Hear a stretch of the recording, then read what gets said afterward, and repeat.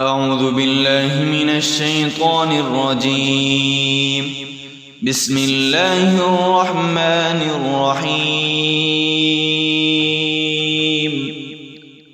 يا أيها الذين آمنوا أوفوا بالعقود. أحلت لكم بهيمة الأنعام إلا ما يتلى عليكم غير محل الصيد وأنتم حرم. إن الله يحكم ما يريد. يا أيها الذين آمنوا لا تحلوا شعائر الله ولا الشهر الحرام ولا الهدي ولا القلائد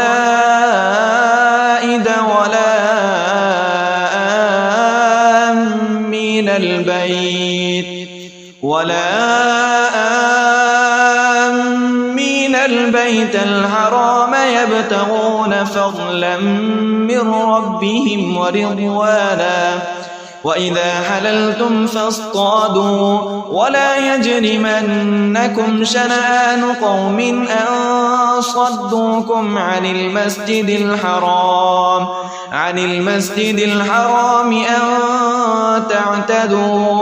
وتعاونوا على البر والتقوى ولا تعاونوا على الإثم والعدوان. واتقوا الله إن الله شديد العقاب. حرمت عليكم الميتة والدم ولحم الخنزير وما أهل لغير الله به والمنخنقة والموقوضة والمتردية والنطيحة وما أكل السبع إلا ما ذكيتم وما ذبح على النصب وأن تستقسموا بالأزلام ذلكم فسق. اليوم يئس الذين كفروا من دينكم فلا تخشوهم واخشون. اليوم أكملت لكم دينكم وأتممت عليكم نعمتي ورضيت لكم الإسلام دينا. فمن اضطر في مخمصة غير متجانف لإثم فإن الله غفور رحيم. يسألونك ماذا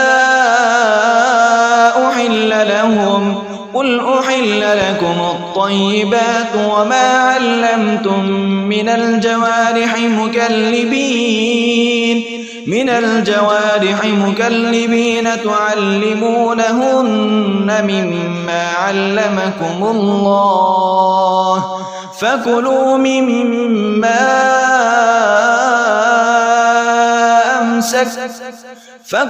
مما أمسكن عليكم واذكروا اسم الله عليه واتقوا الله إن الله سريع الحساب.